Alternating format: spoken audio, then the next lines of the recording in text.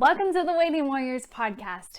I'm Michelle Bowler. I'm an Army wife of over 8 years, a mom of 4 little girls, and a huge believer that being a supportive military or first responder loved one is way easier when you connect with a community.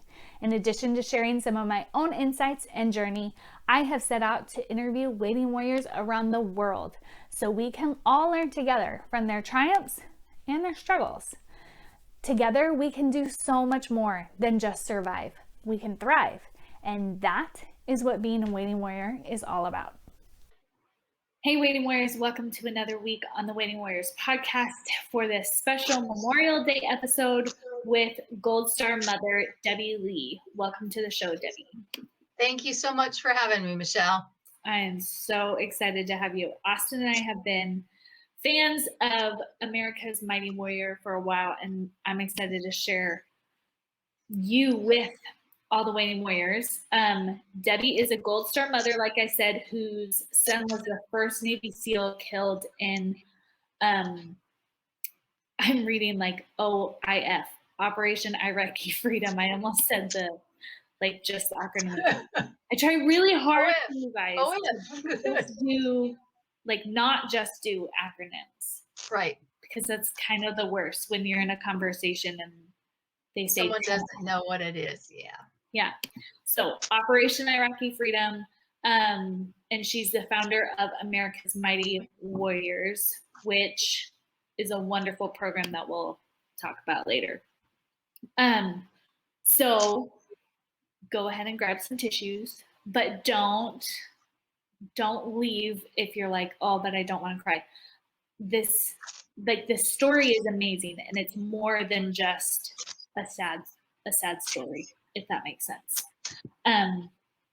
So yeah, Debbie, if you would just kind of take us back to before Operation Iraqi Freedom and maybe like your son joining the military, what that felt like for you. Sure. I was a single mom most of my kids' lives. Their father was very abusive and tried to kill me. So at the age of 23, my goodness. I went through divorce, had a 3-year-old, an 18-month-old. And because of the violence, the day that I filed for the divorce, it was final. And I found out 2 weeks later that I was pregnant with Mark. And they thought it was twins. So here, single mom with little tiny kids. There's no light at the end of the tunnel.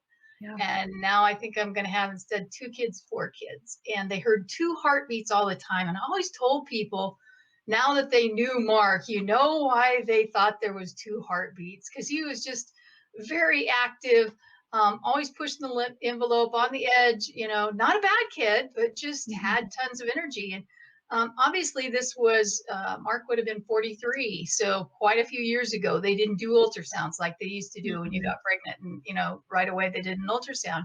So 2 weeks before he was born, they did ultrasound to make sure both the babies' heads were down and found it was just one. They never found any other, tissue or told me that, the other twin had died. Mm-hmm. And, but Mark definitely was what we needed at that time. He was literally a bundle of joy from the time he was little teeny tiny. I can remember him, making sounds and noises. And, I always said Disney didn't need to hire all the people they do for their sound effects. Mark could have made every single one of them. And his humor was just unbelievable. Even the guys said when, they were out in combat and, at appropriate times, or sometimes they said a few inappropriate times, he would make these hilarious jokes and just keep everybody laughing, and lighthearted, trying to, lift them up. But he came home his freshman year and let me know that he was going to be a professional soccer player. And as a single mom, I told my kids often, you put your mind to it, you can do whatever you determine that you're going to do. Mm-hmm. But at that point, I kind of was like, Mark, you do know you've never played soccer in your life. Oh. We grew up pretty poor. They didn't do, like, my grandkids are involved in, club mm-hmm. football or soccer. That just wasn't part of it. And so, I kind of wanted to discourage him a little, but I'm like, okay, how do I do that when I've told my kids all their life that if you put your mind to it, you can do it? And in fact, he was trying out for the Colorado Rapids. He was the youngest soccer coach for the high school. He got most improved player, obviously, that freshman year because he had no skill to, learning some of those. That's pretty big improvement. But that just shows who Mark was, his determination, his perseverance, that never give up attitude. As in the high school, he would be on Saturdays for 8 hours down there practicing. We had a machine that would shoot balls at him, and he'd be out there by himself, heading the ball, kicking the ball, drilling the ball, just working on his skills. And the determination that kid was pretty amazing. He was my baby, and I haven't told him that. And he's like, "Mom, I'm not a baby." I'm like, "I'm not saying you're a baby. Yeah. I'm saying you're my baby. Yeah, you will always. I don't care if you're, at the time I'd say, I don't care if you're 80. He will always be my baby." And very proud of that young man. Very proud of who he was, the choice he made, his final actions to give his life. And my oldest son served in the Marines. My son-in-law served in the Army. Mark served in the Navy. And so on 9/11, all three of my kids' lives were involved in the military. And I could see the handwriting on the wall. I knew that we were going to go to combat. I knew that I probably would have loved ones that would be serving, in the combat zone. I never in a million years imagined that I would, lose one in combat. But boy, I'll tell you what, August 2nd, 2006 was a day that forever changed my life when we were notified that Mark had been killed in action. And as a parent, you can imagine that is the most devastating news that you could ever receive. Yeah. And we began to, once they knew that I had been notified, we began to get phone calls from Mark's teammates and began to piece together the heroic actions of what he'd done that day. And I am the first Gold Star mom in history to visit the combat zone. I've been to Iraq twice. I went out on patrol with the 1st to the 4th Cav 3 different times in the Dora neighborhoods. I had body armor on. I wasn't carrying a weapon. They wouldn't let me have one. I would have carried one if they'd have let me have one. But nothing was happening, when we were there. I wasn't being fired on. There weren't any, there were distant explosions, but nothing happening right where we were. Not that something couldn't have happened, but there wasn't anything, happening right there where we were. But I've had a glimpse into what it looks like over there in Iraq. And so now I have a pretty good idea of the lay of the land. I got to visit Camp Marc Lee that was named after Mark. And you may remember back in 2006 in Ramadi, that's where the majority of our casualties were coming from. Mark's teammates said that was the hellhole of Iraq, or the worst piece of real estate over there. And as they began to tell me the story, and, as in the beginning stages of grief, your brain doesn't retain it. So lots of times they had to repeat it over and over. But, in the weeks that followed, I began to develop the picture and understand that it was 115 to 120 degrees that day in Ramadi, Iraq. I live in Arizona. Sometimes we see 115, 120. But I guarantee you, we're not going to have our full kit on and our body armor out, firing weapons, running you're in your swimming pool or you're in your air-conditioned house. And they had been fighting intense firefight for 2 hours. If you saw the movie American Sniper, Mark's the third main character portrayed in that movie. Taya and Chris are the two main ones. Then Mark's the next main character. He was the one that was killed in combat in the movie. And in that funeral scene, that's supposed to be me reading part of his last letter home. They show the scene where Ryan Job's on the rooftop and the shrapnel hits his weapon. He gets severe injuries. And they had been fighting for 2 hours, an intense firefight. That movie doesn't even give a glimpse into what actually really happened. And as Ryan got injured, in the movie, they show Christo, and it was actually Mark that then stood up in the line of fire right where Ryan had just got shot. The other two SEALs dropped to their knees to help Ryan. Mark could have done that very same thing, but his choice was to stand up in the direct line of fire. He carried the big gun, the 50 cal, anywhere from 150 to 180 pounds in addition to his own weight, and 115, 120 degrees temperature for 2 hours. Are you kidding me? So it's that hot, and you are doing an intense workout the entire time. Yes. And his hope, he knew he had the big gun. He knew he could lay down some suppressive fire. His hope was that they could get the medic up to the roof because they knew that there was no chance. And the medic got up there and he took one look at Ryan and said, if we don't get him out of here immediately, there is no chance. Yeah. And so a second time again, Mark made that choice to stand up into the direct line of fire. hoping to provide that cover so they could move Ryan off the roof. And they did. They all successfully got down off of there. And they went back to the base, which I'm proud to tell you was named Camp Marc Lee in his memory. And I mentioned I got to visit there in 2007. I brought back some of the soil from that base. I got to see where he slept, where he walked. And as they got back to the base, the chief came in and said, "We just found 30 of the insurgents that just attacked us." And without hesitation, Mark looked at his chief and he said, "Roger that, let's go get him." So they climbed in their Bradleys and they headed back to that godforsaken place. They cleared several houses and they went in the last house they would be in, that Mark would be in, cleared the bottom of the house and headed up the steps when they heard Mark yell, "On me!" And what he was saying was, "I've got the lead on this. You guys follow me." And as they went up those steps, they drew fire through a window. Mark could have dropped to his knees. He could have slung to the side, but his choice was to stand in the line of fire, to provide cover for his teammates, to save them. He willingly gave his life to save the life of his teammates. And I think of his final words, "On me."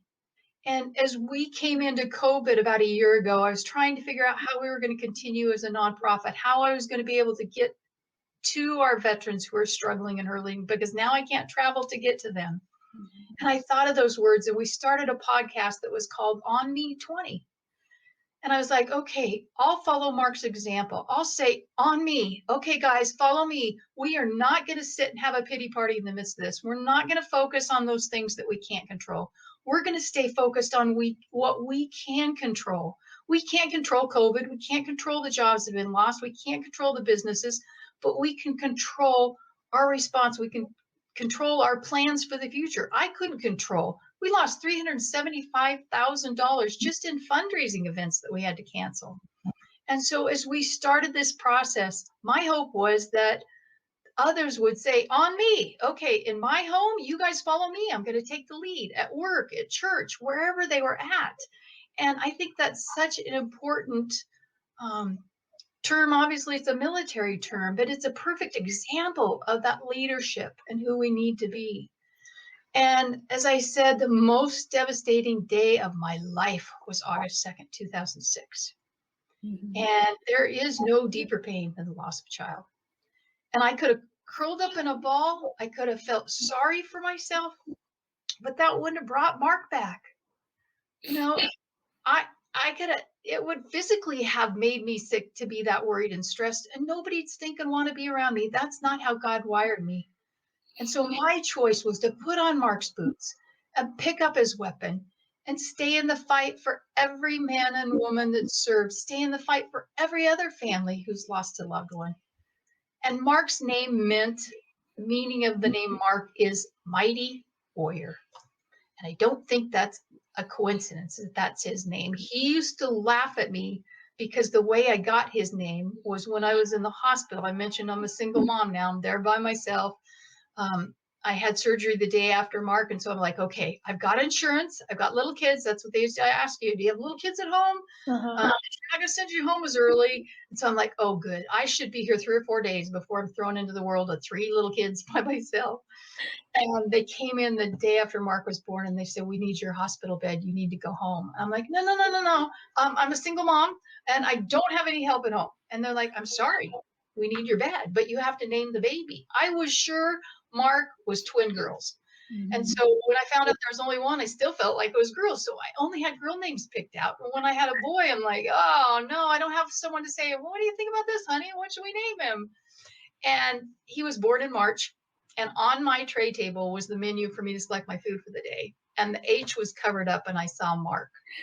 And I'm like, oh, I love that name. It's different. Being Debbie, when I was in high school, I was a cheerleader. 10 of us were cheerleaders, 5 of us were Debbie. Oh And so I gosh. wanted a name that was unique, but I'm also from that hippie era, they were naming their kids some pretty weird names. And I was like, I don't want them to have a weird name growing up. I just want something a little different. So when I saw Mark, I'm like, that's not how anybody spells Mark. So that's a little different. And like I said, he used to laugh and say, "Great, Mom, you got my name off the menu." But I really think that was God showing me this is who this young man was going to be. And that's his name. But the name of our foundation is not Mighty Warrior, it's America's Mighty Warriors, because it is about every man and woman who served. It's about every other family member who lost a loved one. It's Mark's story. That's my personal story that I share that inspired me. But I love all branches of our military, and it has been my mission to make sure they're taken care of. Yeah. It's a beautiful, beautiful story. That's full circle is not the right word, but just like that is the meaning of his name, and that is what he was while breathing and what he is still now today. He's a mighty warrior, and you both are just taking on this amazing role. So one of my favorite parts of your story is his letter, which I know you mentioned is in the video. Can you tell us about that letter? Yeah, it was pretty crazy because it wasn't the "if you're reading this, I'm gone" letter. Right. He had sent it to via email about 2.5 weeks before he was killed. There were maybe 12 people that were on that email thread. Mm-hmm. And man, you just feel his heart, that was changed while he was over there. And not that he was a totally different person than he was before, but the depth of the beat of his heart was so much stronger and so much powerful. And I homeschool my kids, and Mark was not creative writing was not his forte. And so when I got that and read this letter, literally, I mean, this letter has been read by millions and millions of people. And I don't exaggerate those numbers when I say that. And they have inspired and encouraged. I mean, it's like a literary scholar wrote those. So when I got to the bottom of the email, I'm like, wow, who wrote this? And I literally scrolled back to the top to make sure I hadn't opened some other email that was from somebody else. And it's amazing to feel his heart so powerfully in those words that he writes. He talks about horrific things he saw over there, but he talks about the amazing country that we live in, the responsibility that we have to keep it that way. He shares, when was the last time you paid for a random stranger's cup of coffee or meal or tank of gas? This is one of the toughest warriors we have in America, who willingly gave his life for his teammates. And he ends this letter with, to my family and friends, do me a favor, pass on the kindness, the love, the precious gift of human life. And there's such a contrast in, both sides of who Mark was, the warrior and the compassionate man. And I see that so often in so many of our Navy SEALs. People sometimes, I think they're portrayed as these, knuckle draggers. You look at, if you guys know Jocko, you look at Jocko's face, you're like, yet I've cried more tears on Mark's grave with Jocko than even some of my own family members. Yeah. And they have huge hearts that carry this loss, as well. And I'll tell you what, it is just, I always tell people Mark's final gift to me was his teammates. And Mark was my kid who loved to give gifts. And he wouldn't just go hunt for a gift and bag it and tag it and get out of there. He would literally spend hours looking for just that perfect gift. And he couldn't wait, though, to give it to me. And so he always wanted me to open it immediately. And I remember him coming home one Christmas. He bought some gold flatware, not solid gold, but golden color. And he's like, oh, Mom, this is so cool. I can't wait for you to see it. And I'm like, well, put it under the Christmas tree. And he's like, no, you got to open it. You got to open it. I'm like, Mark, if you don't put it under the tree, I won't have anything to open Christmas morning. And so all of a sudden I look over and he's ripping the package off and he's opened it up for me to see. And I said, that's what he intended with his teammates. He wanted me to open it up and get to know them and understand them. And I started to do that while they were still deployed, and would send emails, and we would have phone calls back and forth when they could. And they sent me a team picture. And of course, they all go by code names, Right. Dauber and Bagels. I'm like, okay, who's who? And what's their real name? And when's their birth date? And I started doing those things that a mom would do, and I was very concerned for them. I knew that I had no brain that would function. I couldn't make any decisions in the midst of my grief. And thank goodness I didn't have any major thing that even if I didn't make a decision for a month would matter. But I was concerned for them. They were still in combat. They did have life and death decisions they had to make. And even that first night, when I got the first call from one of the boys over there, and my concern as they share the story back was for them. And I want to know, are you okay? How can I support you? What can I do for you? And they're like, are you kidding me? Here this is Mark's mom, and we think we're calling to support her. Also had a letter from President Bush like that he had read to my member of Congress, and President Bush told my member of Congress, he goes, I was supposed to be the comforter in chief, and she was comforting me. And that's just how God wired me, is to be able to do that. And in the midst of our pain, we can relate so well to others who've gone through loss or going through loss, and say, yeah, what you're going through is normal. It's okay. You're not alone. Give them the hope to know that they will survive, as deep as that pain is, and that they will make it through. But as we started America's Mighty Warriors, the first program that I did was our Random Acts of Kindness that Mark talked about in the letter. And for me, before I even officially had the foundation, I was doing those. If I saw a veteran, I'd go up and, real quick say, hey, I'm going to pay for your coffee or your meal or tank of gas. And they're like, no, it's okay. Thank you. I'm like, no. My son was the first Navy SEAL that was killed in Iraq, and he challenged me to do this. So, and then they're like, oh, yes, ma'am. And then we started doing retreats for Gold Star families.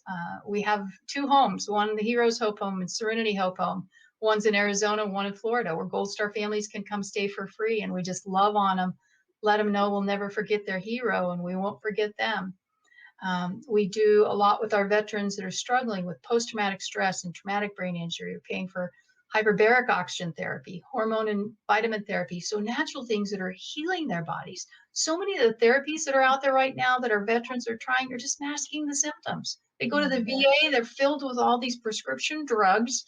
2/3 of them have a side effect that say may cause suicidal tendency. And we wonder why our suicide rate is so high amongst our veterans. We do a lot of advocacy. So if there's an injustice, we'll try to step in and make that right. Whether it's our government, a corporation, whatever. When they're serving, they can't speak out. They don't have a voice, but we can be that voice for them. And there probably isn't anything I wouldn't do, for our men and women who are willing to give their life for me and for my freedoms. And so any day that I can be supporting them or the Gold Star families, man, that is a great day. You're amazing. I hope you get told that often enough. But what you guys are doing really is amazing. And I love that it just, again, like Mark wasn't just somebody who was fighting for our freedom, but he gave us such a simple but truly powerful message to just give them the gift of kindness. That is something that we can always give. We all have, whether you are rich or poor, or even preparing for this interview. Sorry, as listeners know, I've been dealing with the loss of our son James, and I just can't do as much. But all throughout this week, I've been thinking okay, but I still can give kindness. I can't go make a whole bunch of meals for people. I can't do a lot of stuff, but I can still be as kind as I can to my kids and send love or something, and love that we all can do that. We really all can. And I love that you jumped into doing it right away. Challenge accepted. Yeah. And it was literally 7 weeks after Mark died that we lost Mike Montour, who was on Mark's sister platoon, Delta platoon. So Charlie platoon was Mark's platoon, Delta was Mikey's. So they make up Task Unit Bruiser. And he fell on a grenade to save his teammates. And I knew I needed to be there for that mom. I didn't know what I was going to do or what I was going to say, but we didn't have anybody. Mark's teammates were all deployed. That was my support group. We did have people in the community that were there in between when we were notified and the funeral, but then everybody goes back to their normal life. And we didn't have another Gold Star mom to walk alongside me and say, hey, that's okay. Yeah, that's normal. No, you're not going cuckoo crazy. That's part of grief. And I just knew I needed to be there for her. I was only a few steps ahead in the grief process, but I had made it that far, and I wanted to give her that hope. And when I got there, of course, they're staying at the same hotel we stayed at for Mark's funeral. The same vehicles come to pick up their family. And so it brought back so many fresh memories. And the Admiral came up to me and he said, we want you to go with the family in the vehicle. I'm like, oh, no, no, no, no, no. This is not about me. This is not about Mark. I am here to support this family. He goes, exactly. That's why we want you to go with them. I was like, okay. And of course, when we pulled up to the cemetery, same cemetery Mark's buried, the service is at the same place. Mikey's in the very same casket Mark was in. And I'm just like, and seeing that flag draped casket just ripped my heart back open again. Yeah. But now I knew what it was like to receive that folded flag. I knew I was still alive, as much as my heart at times, not just emotionally hurt, it physically hurt. My heart physically hurt. But I was still alive. I had still made it that far. And I think that's one of the things in the midst of grief. Lots of times people ask, what do we do? What do we say? What do I don't say? I don't want to mess up. Just be there. Just go be there with them and support them. You don't have to say anything. If they want to, that person will talk with you. Give them a hug. I tell people, bake a loaf of bread and take something to them. Just be there. And I think that's what that communicated to that family. She had actually been at Mark's funeral. I maybe had met her, but don't remember. There's a lot you don't remember from those days. Your brain, I think, protects you, so you don't remember that. And then as you get further from that date, the numbness starts to wear off and the reality sets in. And sometimes you feel like that's harder than it was in the beginning. But, we're coming up August 2nd, it'll be 15 years. And I've survived. And I'm not just survived. I feel like when I hear that, I survived, it's that old picture of the cat on the wire with their chin just barely hanging on to that wire. And you don't have to be just a survivor. You can thrive in the midst of that. And we do that with our will, not with our feelings, because we sure as heck don't feel that way. But with our will, we can say, I am going to get up this morning and I'm going to find one thing that I'm grateful for.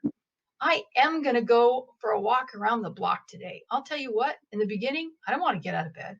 I didn't want to go for a walk anywhere. I didn't want to eat. I didn't want to talk to anybody. I just want to lay there and cry. But it's like, no, no, no, no, no, no. You get up and you go. And being grateful when you start out that day, and I've had families say, I've got nothing to be grateful for. And you feel that way. You're in such a dark cloud. You really do feel that way. But you can say, I told them, a lot of our troops don't have hot water in a shower this morning. Did you have hot water in your shower? Yep. Okay. Just say thank you for the hot water in my shower. Start there. Yeah. And as you do those things, then you start to find later in the day, you find something else to be thankful for and something else little to be thankful for. And first you're just walking, to the end of your street, and then you're walking around the block, and then you're like, okay, wow, I've walked 2 blocks. Okay, now I've walked a mile. And those produce those endorphins that make you feel good. Mm-hmm. And then, you get to a place where I always tell people, serve somebody else. Do something for somebody else. Like you said, the kindness. Yeah. Doesn't mean you got to bake a meal if you can, great, but it doesn't need to be that. You could, walking into the store, look at somebody and smile and say, how are you today? And it's just those little things in life that start to make the difference. And as you go through that healing process, then you find, instead of so much remembering the losses and what you're missing, you remember, the things that you're grateful for and those times that you did have with them. And I still miss Mark every day. Not a day goes by that I don't miss him. But I see the difference that young man is continuing to make around the world in such a crazy way. That would not have happened if he'd have still been here. But I do know where that young man is. He was redeployed to heaven, and I will see him again one day. But until then, I think I got my marching orders, and until God calls me home, somebody asked me, so what's your exit strategy? I'm like, I don't have an exit strategy from America's Mighty Warriors. I love what I do. It really is such a blessing to see the impact and the lives that continue to be changed. And I am a blessed woman. Yeah. You continually bless. Like, I love everything that you said, because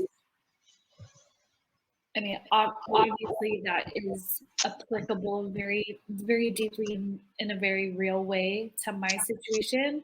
But I also feel like it's been applicable had we not lost James, and it was, and the only thing that we were dealing with right now was the military life and everything that throws out. And it's like every deployment, those same steps to do more than just survive and to thrive are applicable, because some days that is how it just needs to start, of just let's give yourself a fighting chance to thrive, not just succumb to this is something I'm going to barely get through, but like you said, like that will, and decide, you don't have to run a marathon, but just walk the block. Yeah. I love that. And it does make such a difference. And that fits, like you said, not just for loss, for grief. It fits if you're, having struggles in your marriage, if you're having financial struggles, if you're having health issues, whatever you're dealing with. If we just have that attitude and, be grateful for the days that we do have, focus on what you have, not what's missing, not the loss. And, as Mark said, pass on the kindness, the love, the precious gift of human life. Our world would be so crazy different right now if we all did that. I'm not saying everybody has to think the same or act the same. Yeah. Well, I guess I am saying act the same, because if we all did the love and the kindness, but we don't have to be on the same side politically.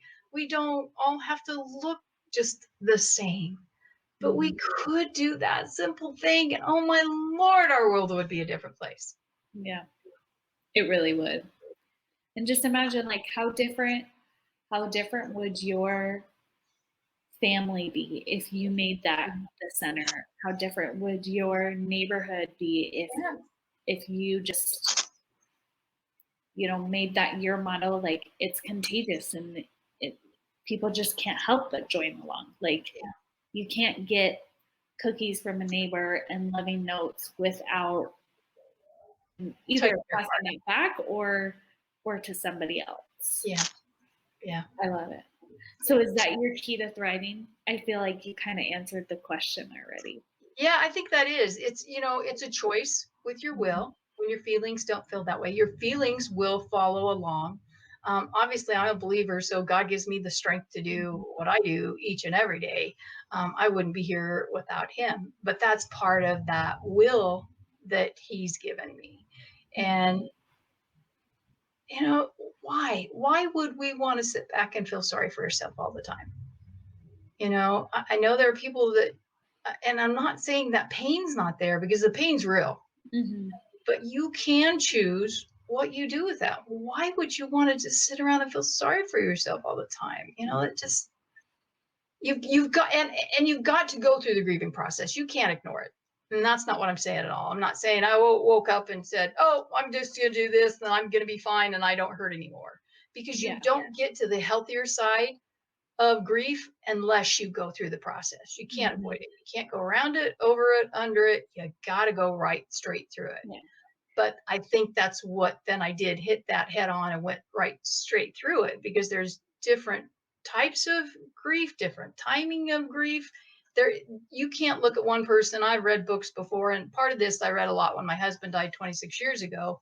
But they were like, there's 7 stages of grief. Yeah, I don't know who wrote that book, but I don't think they went through grief, because not everybody goes through 7 stages. There's not a pattern that you go through this one first and that one. It's unique to each individual, but you've got to go through it to get to that healthier side. A lot of people do get stuck in certain stages of the grief, and that's not healthy. So yes, in the beginning, you're going to have more of those. I cried all day long, but that's not appropriate for me 15 years later. But that doesn't mean my heart doesn't hurt, and there aren't times that I don't cry.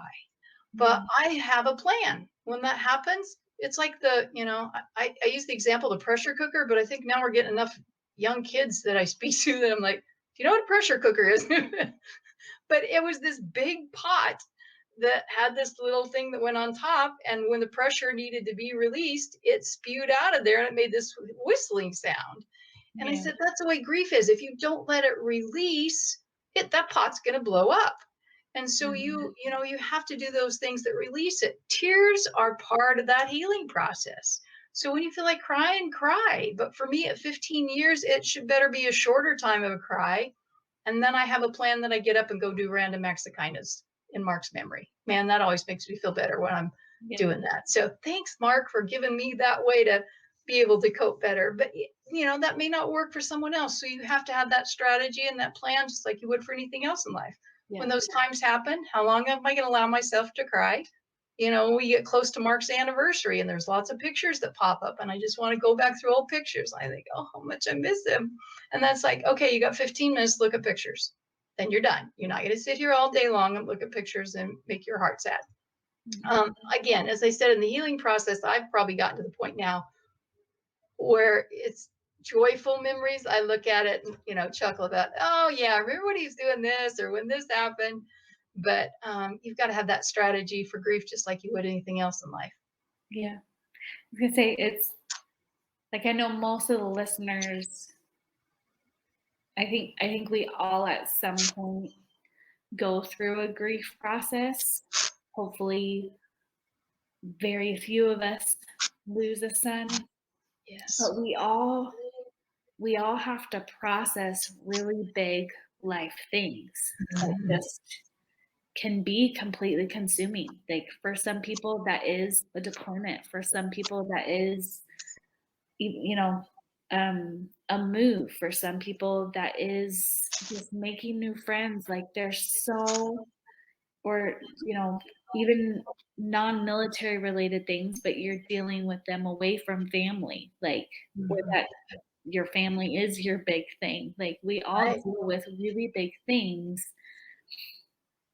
and yet the steps and the need to process, but just have that will and decide that, like, are you gonna sit here and feel sorry for yourself, or are you gonna move forward with the pain? Like, I don't think there's leaving the pain behind, but are you going to move forward with it? That's so good. I love that message. I love that message. That's really beautiful. Thank you for sharing. My what's the word? Cogs are turning. That's yes. Yeah. We all go through it, just different degrees at different times. Yeah. And sometimes the loss is just the loss of a vision, what you thought was going to be. Yeah. How long you thought you were going to be here before you deployed again. You thought you were going to stay in for 20 and now you're getting out, the transition, when our men and women get out of the military, their families have to make that transition. Especially if they're, doing retirement and they've been in 20 years and they don't know anything else. That's a whole other adjustment. It's a loss of that career that you had, even though that may be your choice to get out. And, there's so many things that we're faced with in life that we can't control, but we do control how we respond to those. And just as I said, I had no control. The news that was given to me on August 2nd, 2006, I did have a choice how I responded. And we all have that same choice, no matter what our circumstances are, how we respond to that. Yeah. So real fast, not real fast, but I know you've told us what America's Mighty Warrior does and all the amazing things that you do. Is there a way that listeners can help or participate? Can you tell us a bit about that? Yeah, we always need good volunteers. You know, whatever, you know, you have a skill or talent, we probably can use it. You know, whether it's planning a bake sale to planning a gala, whether it's, you know, doing graphics, doing, you know, web design, any of those things. Right now, 97% of what comes into America's Mighty Warriors goes back to our troops, That's awesome. veterans, and Gold Star families. And that's huge to have only 3% go into the admin costs. But we can do that because we do have amazing volunteers. So we don't pay professional fundraisers to organize our events. Mhm. You know, we have our services, our lawyers, you know, fees are donated. So we don't have to pay for those things. So we really do rely on our, you know, supporters to step up and, you know, volunteer whatever talent or skill they have. And maybe it's just once a year you do something. Just because you sign up to be a volunteer doesn't mean it's every week that you've got to do that.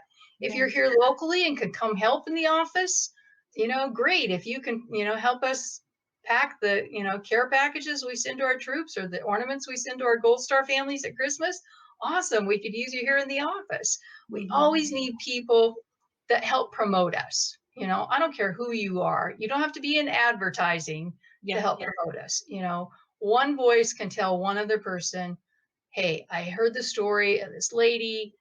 Her son was the first SEAL killed in Iraq. They're doing amazing things. She needs your help. Mhm. You know, we've got a program that you sign up to give 21 and 21. It's a recurring basis of $21 in the year 2021. If we can find 2021 people to do that, that's more than half of our budget. Wow. And that's just given $21 a month on a recurring basis. So, you know, you sign up to do that and you find just one other person to help. You know, you're a force multiplier right there. You know, maybe you can't give $21 a month. We've got one little elderly man who gives $5 a month and has for years. And we appreciate that $5 a month. And I just somehow sense that that's probably all he has for, you know, much spending money. And he's chose to give it to America's Mighty Warriors to help our mission. Obviously, we need those corporate donors that can come in on the larger amounts. You know, we've got a store. You can go to our store and check out our merchandise. All the books on there tell Marc's amazing story. I'm a contributing author in 4 of them. The rest of them are written by Marc's teammates that were with him: Jocko, Lee, Leif, Kevin Lace, Chris Kyle. You know, amazing stories that are in there. We've got our merchandise. You can help promote us by, you know, purchase the merchandise and wear it. Not only does that help financially, but, you know, hopefully like the shirt I've got on, somebody, whoops, Other this side. side. You know, they see it and it's like, so who's America's Mighty Warriors? Tell me about that. You know, it's got Marc's dog tags on there. Someone may say, who's Marc Lee? You know, and you've got that opportunity just very simply to share in passing, you know, who we are and what we're about, because your family, all of those who served, all those Gold Star families, you know, you guys have sacrificed and given so much for the freedoms we enjoy every day. And it is our responsibility to make sure we give back to you, that you're taken care of, that, you know, your families are taken care of as well. And I just wish the majority of America understood the sacrifice, the depth of that sacrifice that is given for those freedoms that we do enjoy every day. I think they would respect them at a whole different level if they did understand. Yeah. When you understand the cost of something, you appreciate the gift a lot more. Yes, ma'am. That is so good. So good. Yeah. That's true. So if somebody does want to help or contribute, all that kind of stuff, where is the best place for them to go? Go to our website at americasmightywarriors.org. So that's S on the end of America and Warriors. So AmericasMightyWarriors.org. Awesome. Thank you so much. Yes. Like, thank you. I know you said like you don't cry every time, but I know like it's there. Like it's not, you could stay to yourself with your story, but instead you do, like, even just the sacrifice of saying his name and telling his story on a daily basis is a sacrifice that I just want to acknowledge and say that I appreciate, because I know people who have been to your Gold Star, I was going to say resort. Retreats. Yeah, retreats. Thank you. And I know how much that has meant to them. And I know how many people you help on the veteran and the troop side. And it's, and that all comes from you walking through your pain, just staying to yourself. So thank you. And thank you for also teaching us, you know, how to thrive, because if anybody has some good advice for tackling a hard thing, it's a grieving mother. So I appreciate you so much. And we are keeping you in our prayers. Thank you.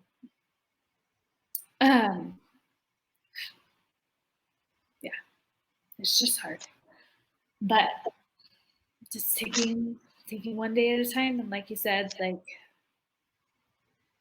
just every day waking up and walking a block, and then I added another mile to my bike ride today. And that Good for you. Good for you. Took out so much energy, but there's progress.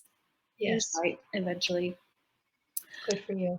So, Waiting Warriors, go check out the America's Mighty Warrior.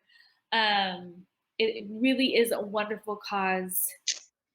I know sometimes the military community is slightly disconnected to the Gold Star community, but the veterans we're a little more connected with, but they really do amazing work. And I know that every listener could help, even like Debbie said, if you have a skill, you could donate it one time, volunteer one time. And I know how many listeners there are out there. You guys could move mountains if you all even just contributed an hour.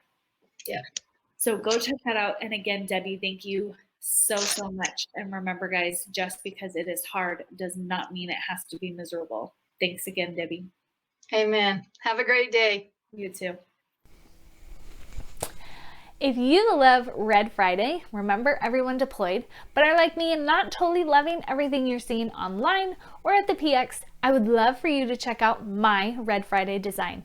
You can see them quickly. There's a link in my bio that just says Red Friday t-shirts. There's a shop button on the website, thewaitingwarriors.com, or there's a quick link in the show notes. There are shapes and sizes and styles for everyone, from father-in-law to the dog. Enjoy.